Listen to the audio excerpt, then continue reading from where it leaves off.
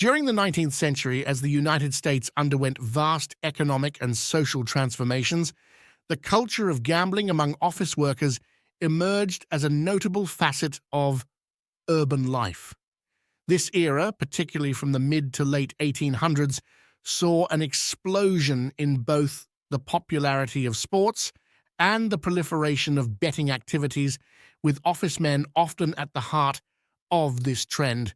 The interplay of gambling, sporting events, and office culture reflected broader societal changes and highlighted distinctions in social class. The rapid urbanization and growth of cities in the 19th century provided fertile ground for the expansion of professional occupations and the leisure activities that accompanied them.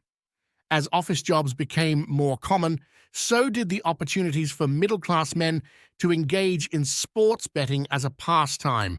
This period coincided with the rise of organized sports in America, such as baseball, boxing, and horse racing, which became central to the gambling scene.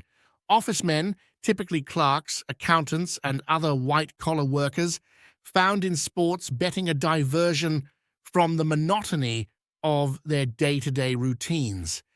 Lunch hours and after-work gatherings often centered around discussions of upcoming games and bets placed. The relatively stable income of these workers enabled them to partake in betting with somewhat less financial risk than lower-class laborers. Gambling on sports served as both a unifier and divider among classes. For many office men, placing bets was not merely about the potential financial gain, but also an important social activity that solidified bonds among peers and across social strata. It was an avenue through which they could assert their identities and affiliations, particularly as fans of specific sports or teams. However, the culture of betting also highlighted class divisions. While middle-class office workers might engage in moderate, controlled betting as a form of entertainment, the working classes often faced harsher economic realities when their bets went awry. Moreover, the accessibility of gambling venues varied by social class, with more exclusive clubs and tracks catering to the elite, while more accessible, often illegal venues served the lower classes. As betting became more widespread, it also drew criticism and legal scrutiny.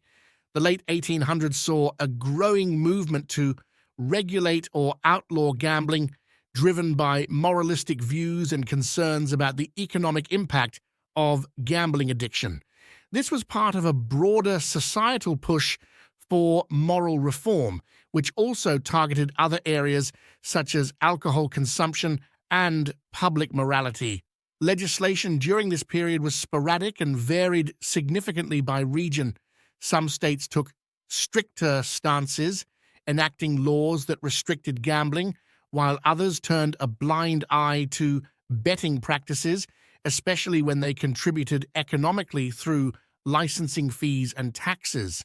The culture of gambling in 1800s America, especially among office men, provides a lens through which to view the social dynamics of the time.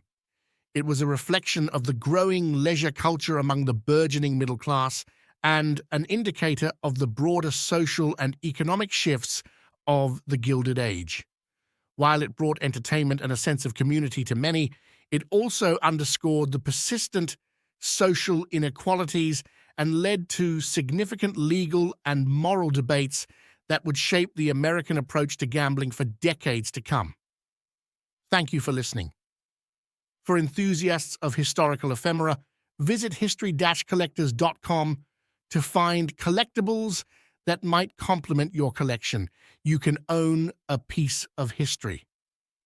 Before you go, a simple way to support the efforts of this channel is to like, subscribe, comment, and share.